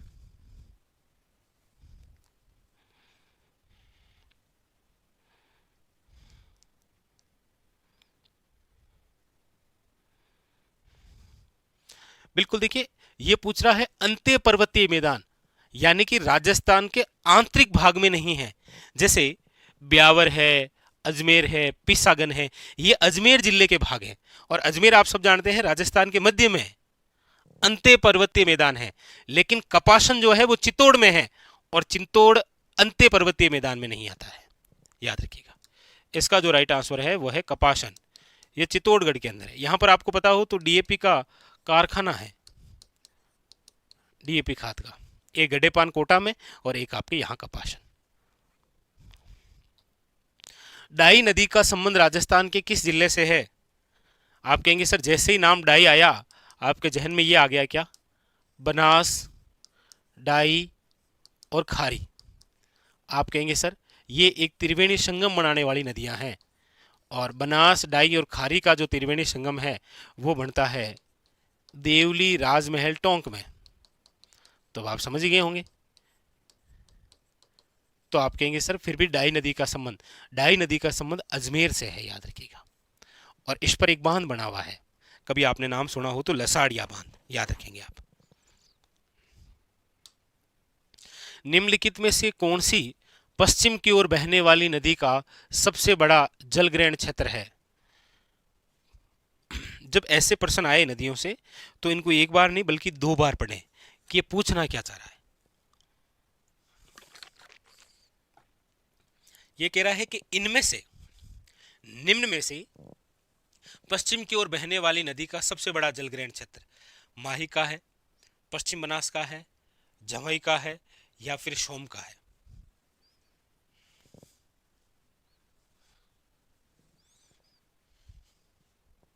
बताइए कौन सी नदी का है? तो आप कहेंगे सर, आप सब जानते हैं कि यहां पर जो ऑप्शन दे रखा है ना, इसमें यदि हम बात करें सर्वाधिक सबसे बड़ा जल ग्रहण क्षेत्र, तो आप कहेंगे सर देखिए हमारे राजस्थान में एक ऐसी नदी है जो दक्षिण से तो प्रवेश करती है लेकिन उसके बाद में पश्चिम की ओर चलती है और फिर वापस दक्षिण की ओर चलती है, उल्टे यू आकार में बहती है, और वो जो नदी है वह है, याद रखिएगा, माही नदी। तो इनमें से जो पूछा गया वो ऑप्शन हो जाएगा कौन सा? माही नदी का, याद रखेंगे। माही नदी जिसे आप वागड़ या फिर कांठल की गंगा कहते हैं, जिसे आप दक्षिणी राजस्थान की गंगा कहते हैं, जिन्हें आप आदिवासियों की गंगा कहते हैं। ठीक है, याद रखेंगे आप। अगला, निम्नलिखित शहरों में से कौन सा जमुई नदी के किनारे स्थित है? अब इनमें से ऐसा कौन सा शहर है जो जमुई नदी के किनारे स्थित है? बताइए। पाली है, जालोर है, झालावाड़। देखिए जमुई नदी की बात हो रही है तो ये तो दो ऑप्शन में ही नहीं होंगे, इसको तो कट कर दीजिए, कहीं कोई दिक्कत है भी नहीं।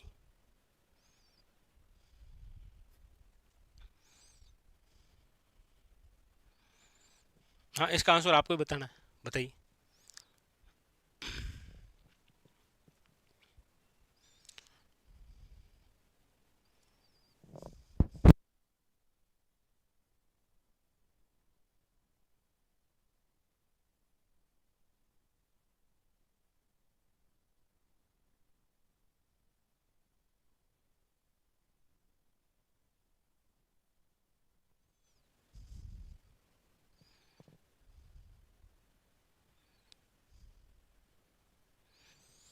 अब देखिए ये क्वेश्चन पूछा गया एग्जाम के अंदर है, और पाली जो शहर है वो तो आप सब जानते हैं बांडी नदी के किनारे है।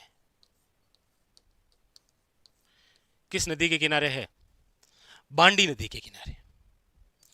और आप जो पढ़ते हैं वो ये पढ़ते हैं कि जालोर जो दुर्ग है ना, जालोर जो दुर्ग है वो सूकड़ी नदी के किनारे है, लेकिन यहां पर तो शहर की बात हुई है ना कि कौन सा शहर है, तो वो जालोर है, फिर वो जालोर है, याद रखेंगे आप। तो फिर क्या हो जाएगा? जालोर। पाली तो स्वयं बांडी नदी के किनारे है। ठीक है, आगे, राजस्थान में कौन सी एकमात्र नदी जो वर्षों में 12 महीने तक बहती है? यानी कि ऐसी कौन सी नदी है जो 12 मासी है? 12 मासी नदी जिसे आप नित्यवाही नदी के नाम से जानते हैं, तो आप कहेंगे सर वो है आपके चंबल। कौन सी? वैसे तो देखा जाए तो 12 महीनों वाली माही भी है, ऐसी बात नहीं है, माही भी 12 महीने बिया करे, लेकिन यहां चंबल नहीं होता तो माही होता। चंबल है ऑप्शन में। चंबल जिसे आप याद रखिएगा राजस्थान की कामधेनु कहते हैं।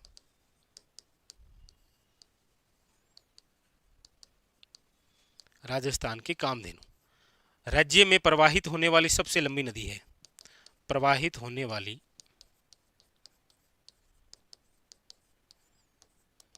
सबसे लंबी नदी है, याद रखिएगा। अगला, बनास नदी जहां से निकलती है वे स्थल कहलाता है? बनास नदी जहां से निकलती है वो जो स्थान है वो क्या कहलाता है? बताइए क्या कहलाता है?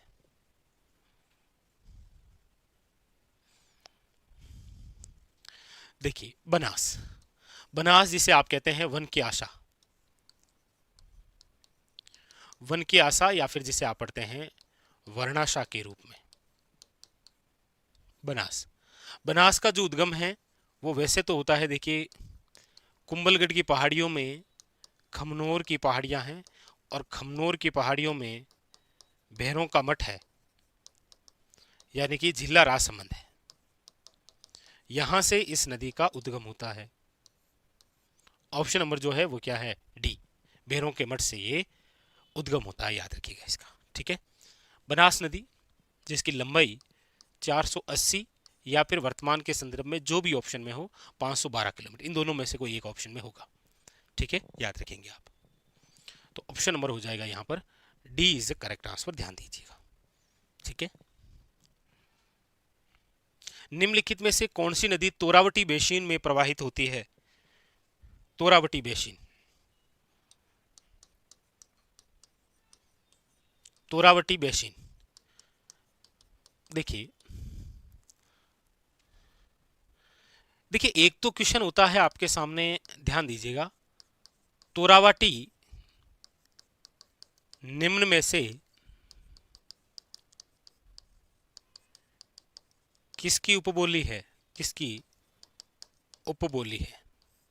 ठीक है, ऑप्शन है आपके सामने मारवाड़ी, ढूंढाड़ी, मेवाड़ी और मेवाती। एक तो ये क्वेश्चन आ गया, एक सेम ऐसा क्वेश्चन और आ गया, शेखावटी निम्न में से किसकी उपबोली है? इन दोनों के आंसर बताइएगा भाई आप। सेम ऑप्शन है मारवाड़ी, बी ऑप्शन है ढूंढाड़ी, सी ऑप्शन है मेवाड़ी और डी ऑप्शन है मेवाती। इन दोनों के आंसर तोरावटी लिख के इनमें से और शेखावटी लिख के इनमें से डैश करके आगे लिखिए। देखते हैं किस प्रकार से क्या पढ़ रखा है आपने। हाँ देखिए देखिए, शाबाश भाई, टाइप करते समय ऐसे तोरावटी उनमें से कौन सा आंसर है, शेखावटी इनमें से कौन सा आंसर है।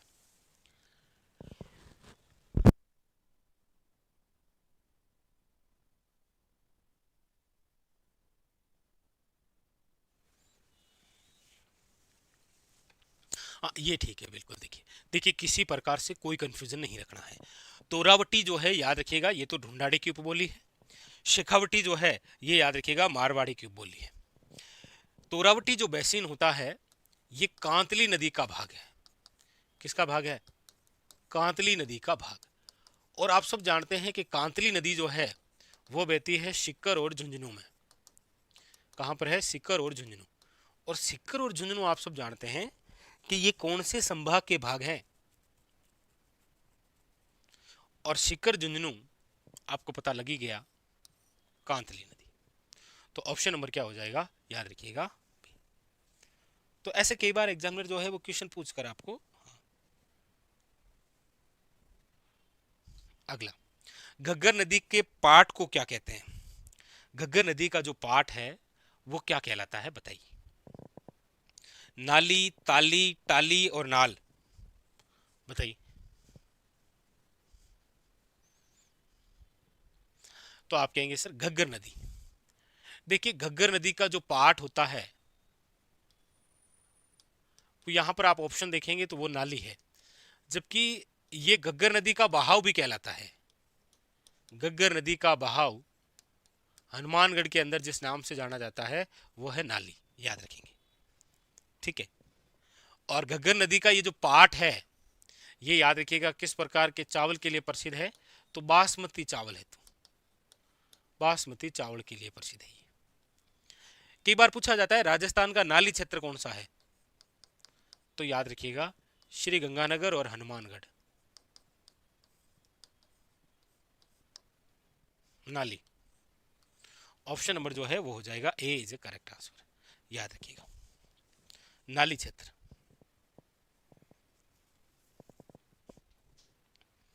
अगला, राजस्थान में बणेश्वर त्रिवेणी संगम किन नदियों के मिलन स्थल पर स्थित है, बताइए।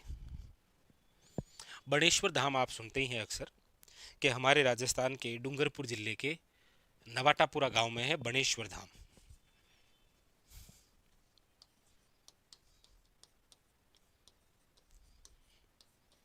बनेश्वर धाम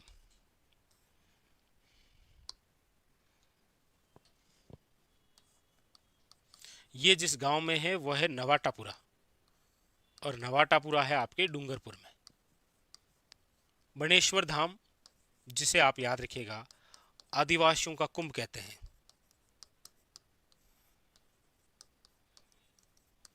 आदिवासियों का कुंभ, यहां पर खंडित शिवलिंग की पूजा होती है। खंडित शिवलिंग।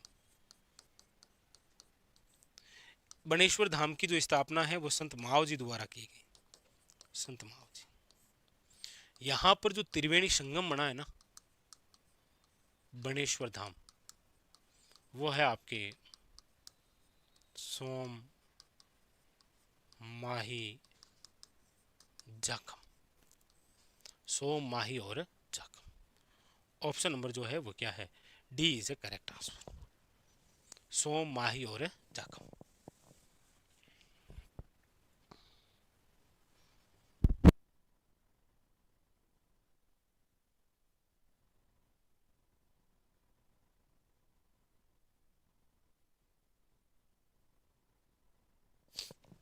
ठीक है,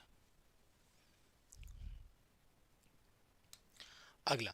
राजपूत उत्पत्ति के वैदिक आर्यों की संतान सिद्धांत के जो समर्थक हैं वो कौन थे, बताइए।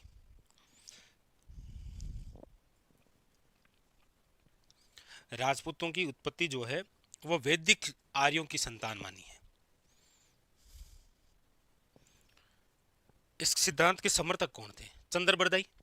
आप कहेंगे नहीं सर, राजपूतों की उत्पत्ति इन्होंने अग्निकुंड मत से बताई है, अग्निकुंड यज्ञ से।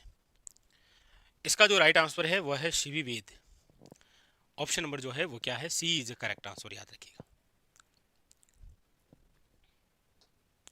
निम्नलिखित में से कौन सी नदी अरब सागर में गिरती है? देखिए, हम यदि अरब सागर की बात करें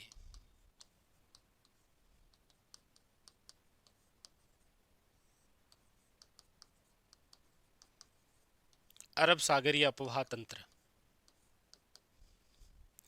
तो आप याद रखेंगे कि ये जो अरब सागरीय अफवाह तंत्र है वैसे ये दो भागों में है। अरब सागर का जो ऊपरी भाग है उसे आप कहते हैं कच्छ का रण, और अरब सागर का नीचे वाला जो भाग है उसे आप कहते हैं खंबात की खाड़ी। कच्छ का जो रण है इसमें गिरने वाली दो नदियां हैं, एक तो लूनी हो गई आपके और एक हो गई है आपके पश्चिम बनास। खंबात की खाड़ी में जो है वो एक तो है आपके, याद रखिएगा, माही, और एक है आपकी साबरमती।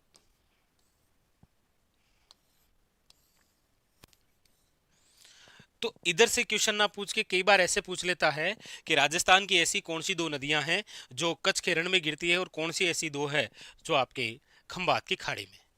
तो आप कह देंगे सर यहां पर जो पूछा गया है उसका राइट आंसर हो जाएगा ये B. B is a correct answer, याद रखिएगा। ठीक है, आगे। बुज झील राजस्थान के किस जिले में स्थित है? बुज जो झील है वो कहाँ है, बताइए।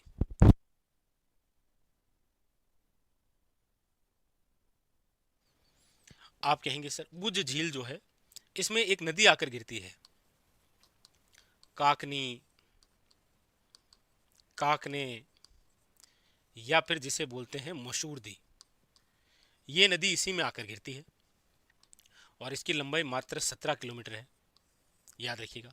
इसका जो उद्गम है वो कोठड़ी की पहाड़ियों से होता है, जैसलमेर। तो अब आप सब समझ ही गए हैं कि बुज झील जो है वो राजस्थान के जिस जिले में है वो झील है कौन सी, बुज झील। लेकिन वर्तमान के संदर्भ में करंट के हिसाब से देखेंगे तो याद रखिएगा पूछा जाएगा आपको कि वर्तमान में चर्चित गडीसर जो झील है, वंदे गंगा संरक्षण के तहत आप पढ़ते हैं, गडीसर झील चर्चा में, याद रखिएगा, जैसलमेर। एक ये भी बताइएगा कि जो झील अजमेर के अंदर, ये भी चर्चा में, फोई सागर जो झील है जो कि आपके अजमेर में थी, अब इसका नाम बदल कर क्या कर दिया गया है, नया नाम क्या हो गया है, बताओ फटाफट, इसका नया नाम क्या हो गया है? हाँ।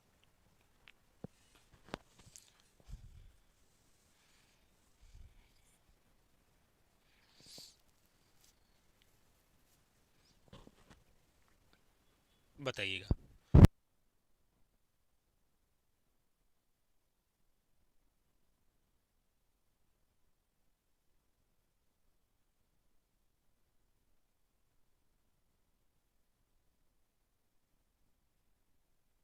बिल्कुल याद रखिएगा, नया नाम हो गया है वरुण सागर झील।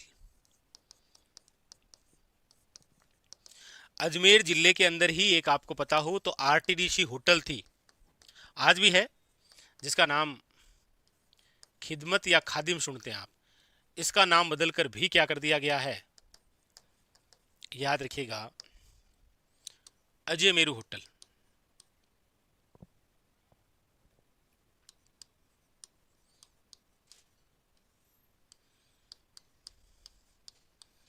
अजय मेरू होटल, ध्यान रखेंगे आप, ठीक है। आगे, निम्नलिखित में से किस क्षेत्र में राजस्थान की तालाबेशाही, देखिए काफी सारी बातें आप ध्यान देंगे, आपके एग्जाम में क्वेश्चन आने की संभावना ज्यादा रहेगी। आप भी कमेंट करके बताइए कि ये कहां कहां पर है, वरना मैं आपको एक साथ बताने वाला हूं। देखिए, सबसे पहले एक तो आप बताइए राजस्थान में शुक्र तालाब कहाँ है, ठीक है। एक, जैसा कि आपके सामने पूछा गया है, तालाब ए शाही कहाँ है, तालाब ए शाही। एक आप बताइए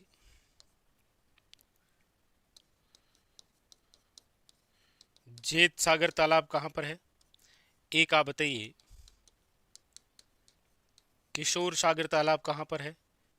एक आप बताइए बाई का तालाब कहाँ पर है। ये क्या है, प्रमुख प्रमुख ऐसे तालाब हैं जो एग्जामिनर आपको पूछता है, बताइएगा।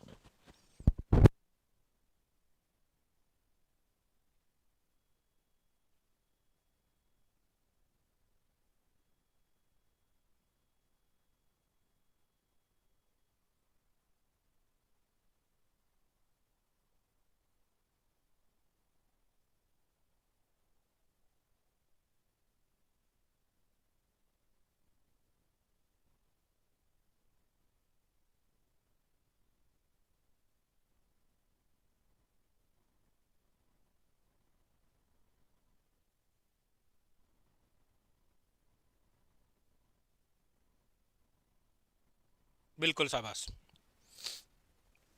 देखिए, शुक्र तालाब नागौर में तो है ही, साथ में जरूर याद रखिएगा अकबर ने बनाया। बाई का तालाब याद रखिएगा बांसवाड़ा में है। जेत सागर बूंदी में है। वाड़ो ले डूबियो घनघोर यहीं से संबंधित है। किशोर सागर कोटा में है। तालाब शाही धौलपुर के अंदर है। बिल्कुल शाबाश।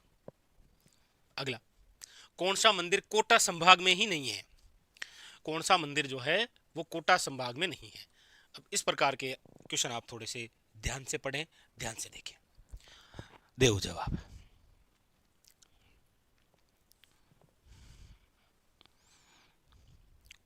कौन सा मंदिर कोटा संभाग में नहीं है।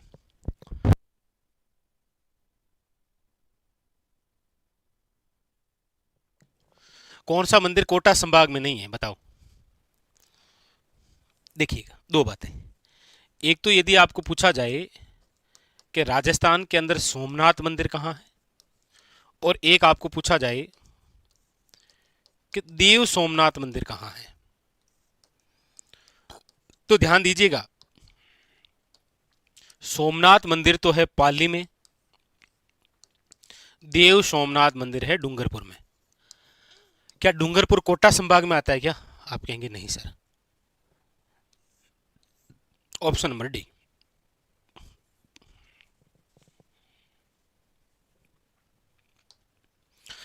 महिला बाग का झालरा, देखिए झालरा राजस्थान में 5 झालरा है, सुनो आप देखो, एक तो है महिला बाग का झालरा, एक है आपके तूर का झालरा, एक है आपके नाना साहब का झालरा, एक है आपके बड़ा झालरा, एक है आपके इब्राहिम खां का झालरा। ये 5 झालरा है और इन पांचों से क्वेश्चन आता है। याद रखेंगे इसमें से 2 झालरा तो जोधपुर में है और 3 झालरा जो कि है यह है आपके अजमेर में। यहां पर इस क्वेश्चन को थोड़ा और टेढ़ा कर दिया। 2 ऐसे ऑप्शन है जिसमें जोधपुर दे दिए। यह है गुलाब सागर जोधपुर। याद रखिएगा ऑप्शन नंबर जो है वो है सी। ठीक है, याद रखेंगे।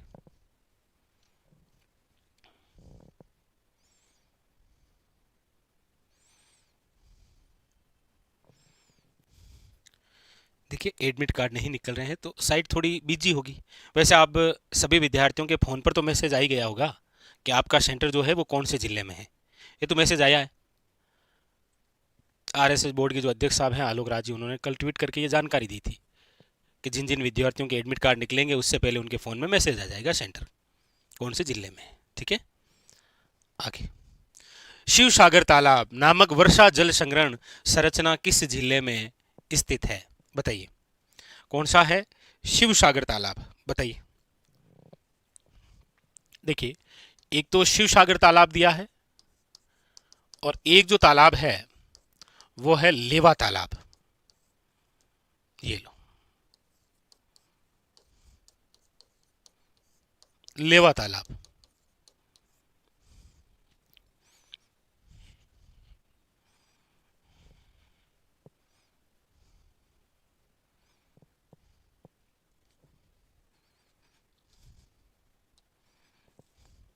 शिव सागर जो तालाब है वो है आपके, याद रखिएगा, अजमेर में। लेवा तालाब जो है वो है आपके बारा में, अजमेर में। याद रखिएगा ऑप्शन नंबर जो है वो है आपके B is a correct answer. ठीक है, अगला। राणा प्रताप सागर बांध राजस्थान के किस जिले में है? राणा प्रताप सागर बांध, देखिए ये राजस्थान का वो बांध है जो भराव क्षमता की दृष्टि से बड़ा बांध है। भराव क्षमता के आधार पर, भराव क्षमता के आधार पर सबसे बड़ा बांध, और भराव क्षमता के आधार पर सबसे बड़ा बांध जो है वो है राणा प्रताप सागर बांध। ये आपके जिस नदी पर बना हुआ है वो है चंबल नदी, और ये जहां पर बना हुआ है वो है, याद रखिएगा, रावत भाटा। रावत भाटा जिस जिले में है वो है चित्तौड़गढ़, याद रखिएगा। ऑप्शन नंबर जो है वो है B is a correct answer, ध्यान दीजिएगा, B is a correct answer. Kagdi pickup बांध निम्न में से किस नदी पर स्थित है? देखिए ये जो कागदी पिकअप बांध है, सबसे पहली बात तो याद रखिएगा माही बजाज सागर बांध का पिकअप बांध है। माही बजाज सागर बांध का पिकअप बांध है ये, ताकि माही बजाज सागर बांध में यदि पानी ज्यादा आ जाए तो उसको स्टोर कर सके ये। और ये आपके जिस गांव में बना है ये है बोरखेड़ा, बोरखेड़ा बांसवाड़ा, याद रखिएगा। राजस्थान का सबसे लंबा बांध है ये, राजस्थान का सबसे लंबा बांध। और ये जो कागदी पिक्का बांध है ये जिस गांव में बना है वह है कागदी गांव, बांसवाड़ा। कौन सी नदी पर है ये? तो याद रखिएगा माही नदी पर। ऑप्शन नंबर क्या है? ए इज ए करेक्ट आंसर। उम्मटवाटी और पाटवी उपबोलियां हैं। देखो उम्मटवाटी, पाटवी, रतलामी, निम्बाड़ी, रागड़ी, ये जो बोलियां हैं आपके सामने 5 नाम दे रखे हैं कि उम्मटवाटी, पाटवी, रतलामी, निम्बाड़ी और जो रागड़ी है, ये सारी सारी जो उपबोलियां हैं वो निम्न में से किसकी उपबोलियां हैं? उम्मटवाटी, पाटवी, रतलामी और निम्बाड़ी। तो याद रखिएगा ये सारी सारी जो है वो मालवे की उपबोलियां हैं, याद रखेंगे। जैसे आपसे पूछा जाता है तोरावटी, कमेंट करिएगा, तोरावटी, राजावाटी, नागरचोल, चौरासी, ये जो है ये निम्न में से किसकी उपबोलियां हैं? तोरावटी, राजावटी, नागरचोल और चौरासी, ये किसकी उपबोलियां हैं? तो आप कहेंगे सर ये ढूंढाड़ी की उपबोलियां हैं, ढूंढाड़ी की। जैसे आपके सामने आ जाता है ढड्डकी, शेखावटी, थली, गोडवाड़ी, देवड़ावाटी, ये जो है ये किसकी बोलियां हैं? मेवाड़ी, याद रखिएगा ये मारवाड़ी की बोलियां हैं। आप कहेंगे सर हाड़ौती, वो याद रखिएगा ढूंढाड़ी की बोली है। हाड़ौती जो है वो किसकी बोली है? ढूंढाड़ी की है, याद रखेंगे आप। अगला, बोराज बांध राजस्थान के निम्नलिखित में से किस जिले में स्थित है? बताइए, बोराज जो बांध है वो राजस्थान के कौन से जिले में स्थित है? बाड़मेर में है, चित्तौड़गढ़ में है, जयपुर में है या अजमेर में है? बोराज जो बांध है वो राजस्थान के निम्नलिखित में से किस जिले में है? बताइएगा, बाड़मेर में है, चित्तौड़गढ़ में है, जयपुर में है या फिर अजमेर में है? बताइएगा। देखिए जयपुर का बांध जो सबसे ज्यादा चर्चा में है वो है आपके रामगढ़ बांध, या जिसका नाम आप झमुआ रामगढ़ बांध भी सुनते हैं, क्योंकि यहां पर आप सब जानते हैं ड्रोन से बारिश। तो जो चर्चित होते हैं ना वो एग्जामिनर पूछ लेता है आपसे। बोराज जो बांध है ये याद रखिएगा अजमेर के अंदर है, ठीक है।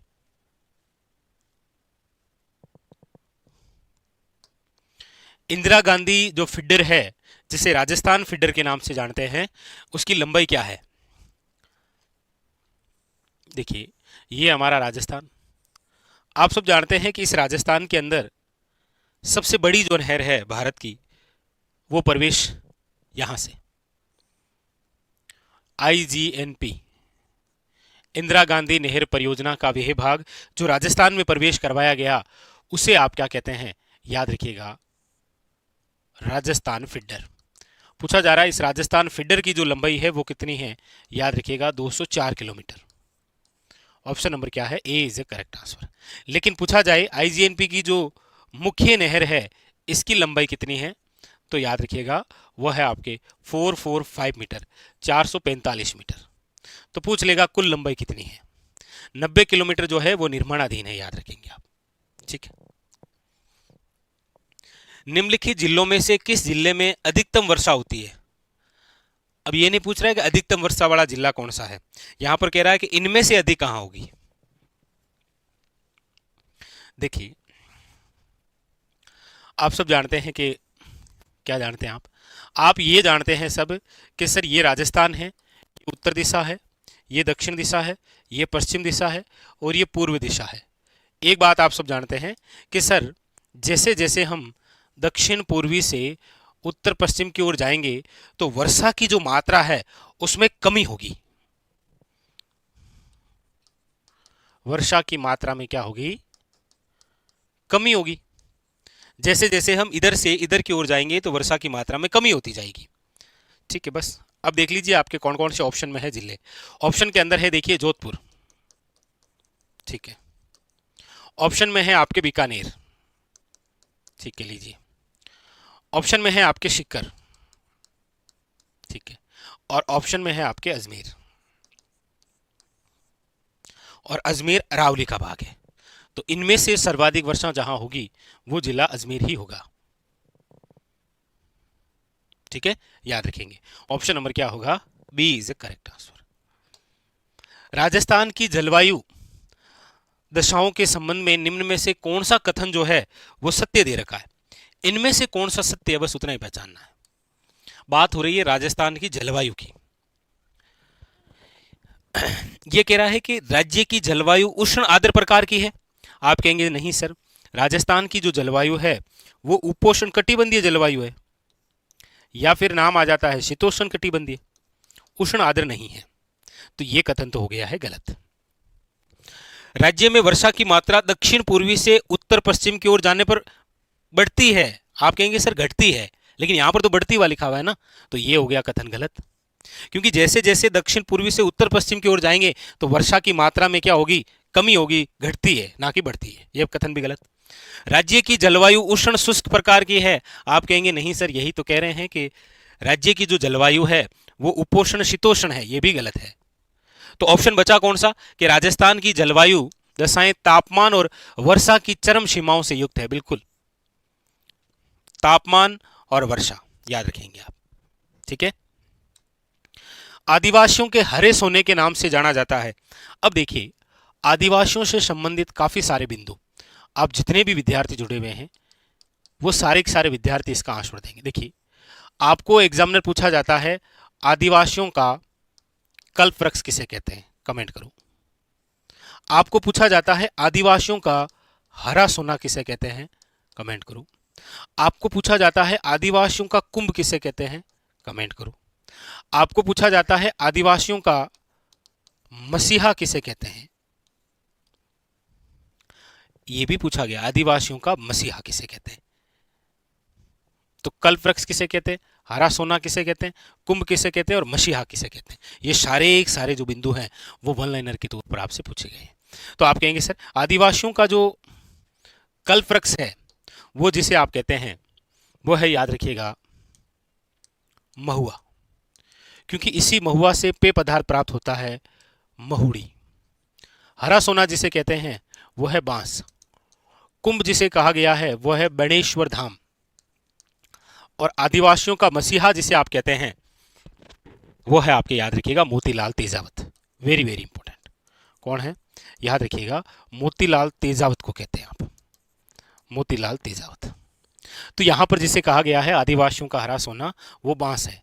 बांस जिसका साइंटिफिक नेम भी याद रखिएगा, क्योंकि आपके सिलेबस में वनस्पति है बंबूसा वेलगैरिस, याद रखेंगे।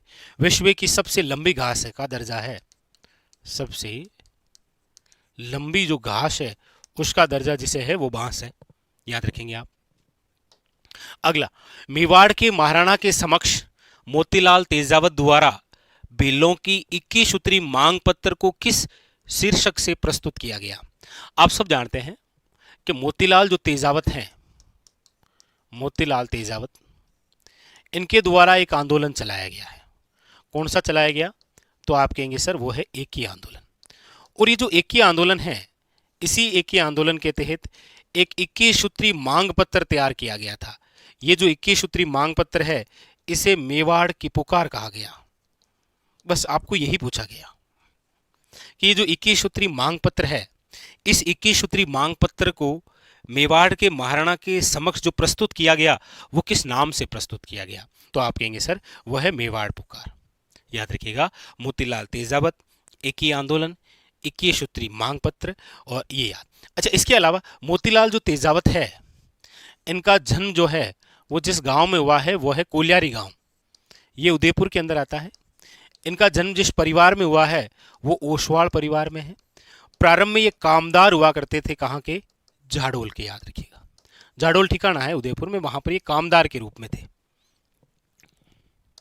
अगला, निम्नलिखित में से मत्स्य संघ के किस व्यक्ति को हीरालाल शास्त्री के नेतृत्व में गठित वृहत राजस्थान मंत्रिमंडल में शामिल किया गया। अब ये क्वेश्चन काफी बार आ गया है, इतनी बार एग्जाम ने पूछ लिया है कि वो लगभग हर बार पूछ लेता है। मत्स्य संघ के कौन से व्यक्ति को, तो आप कहेंगे सर मत्स्य संघ के वे व्यक्ति जिनको हीरालाल शास्त्री के मंत्रिमंडल में शामिल किया गया वो है शोभाराम कुमावत। क्या नाम है, शोभाराम कुमावत। अगला है, लोक देवताओं के निम्न युग्मों में से कौन सा सुमेलित नहीं है। यानी कि एक तरफ लोक देवता है और एक तरफ कौन से लोक देवता कौन से वंश के हैं। तो मेरे हिसाब से जब भी आप लोक देवता पढ़ते हैं तो उनका पूरा नाम ही पढ़ते हैं, उनका आप पूरा नाम ही पढ़ते हैं। जैसे आप पढ़ते हैं रामदेव जी तंवर, सही है, आप नाम पढ़ते हैं गोगा जी चौहान, आप कहेंगे सही है। आप पढ़ते हैं पाबू जी राठौड़, आप कहेंगे सही है। आप पढ़ते हैं हड़बू जी सांकला।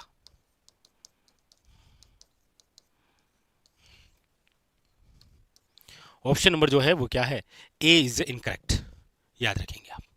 ए जो है वो क्या है, गलत दे रखा है। ठीक है, अगला, प्रजामंडल आंदोलन में बीकानेर राज्य प्रजा परिषद की स्थापना कब की गई? यानी प्रजामंडल की बात हो रही है, और उसमें यदि हम बीकानेर प्रजामंडल की बात करें तो आप सब जानते हैं कि ये जो बीकानेर प्रजामंडल है, इस बीकानेर प्रजामंडल के गठन की यदि हम बात करेंगे तो आप सब जानते हैं कि बीकानेर प्रजामंडल का गठन 1936 में हुआ है, मग्गाराम वैद्य द्वारा, कलकत्ता के अंदर, याद रखिएगा। कहां पर हुआ है? कलकत्ता में हुआ है। लेकिन इसी प्रजामंडल के तहत, याद रखिएगा, पूछा जा रहा है आपको, बीकानेर राज्य जो प्रजा परिषद है, इसकी जो स्थापना है वो 1942 के अंदर वकील रघुवर दयाल द्वारा, याद रखिएगा, किसके द्वारा है? रघुवर दयाल के द्वारा स्थापित की गई थी, याद रखेंगे। तो ऑप्शन नंबर जो है वो क्या होगा, ए इज द करेक्ट आंसर, 1942। अच्छा, इसी बीकानेर प्रजामंडल के तहत एक दिवस मनाया गया था, याद रखिएगा, बीरबल दिवस। कौन सा दिवस? बीरबल दिवस के रूप में। ठीक है, याद रखेंगे। अगला, अकबर के द्वारा जो गुजरात अभियान है उसमें निम्नलिखित में से किसने महत्वपूर्ण सहयोग प्रदान किया था? अकबर के गुजरात अभियान में ऐसे कौन से व्यक्ति हैं जिन्होंने अपना महत्वपूर्ण योगदान दिया था? उदय सिंह थे, राज सिंह थे, राय सिंह थे, या चंद्रसेन थे? आप कहेंगे सर एक बात तो कंफर्म है कि अकबर के द्वारा गुजरात का एक क्षेत्र है जूनागढ़, और गुजरात का ये जो जूनागढ़ क्षेत्र है ये हमारे राजस्थान में जिस व्यक्ति को मिला है उसके पास में बीकानेर का जूनागढ़ पहले से था, और उसको गुजरात का जूनागढ़ भी दे दिया गया। वो है महाराजा राय सिंह, महाराजा राय सिंह, याद रखिएगा। वैसे आपको यदि कोई कंफ्यूजन होता तो दो में ही होता, या तो राय सिंह में होता, और मान सिंह तो ऑप्शन में भी नहीं है यहाँ, तो ऑप्शन नंबर यहाँ पर सीधा क्या हो गया, राय सिंह। अच्छा, मान सिंह होता तो ऑप्शन में थोड़ा कंफ्यूजन हो जाता, लेकिन यहाँ कोई दिक्कत है नहीं, राय सिंह। लेकिन मान सिंह में होता, फिर भी आपको पता है कि मान सिंह कभी भी गुजरात अभियान पर स्वयं नहीं गए थे। एक बार अकबर के साथ जरूर गए थे, 1572 की बात है वो, लेकिन योगदान जिसका था वो थे राय सिंह। ठीक है, अगला, निम्नलिखित में से कौन हल्दीघाटी के युद्ध में महाराणा प्रताप की सेना में शामिल था? महाराणा प्रताप की जो सेना है, हल्दीघाटी युद्ध, हल्दीघाटी युद्ध आप सब जानते हैं 18 या फिर 21 जून 1576 की तो बात है, 18 या 21 जून 1576, हल्दीघाटी जो कि आपके राजसमंद जिले में है। ये जो युद्ध है हल्दीघाटी, महाराणा प्रताप वर्सेस अकबर के मध्य हुआ। पूछा गया इनमें से महाराणा प्रताप की सेना में कौन शामिल थे? तो समझ गए आप, नाम सालीवान।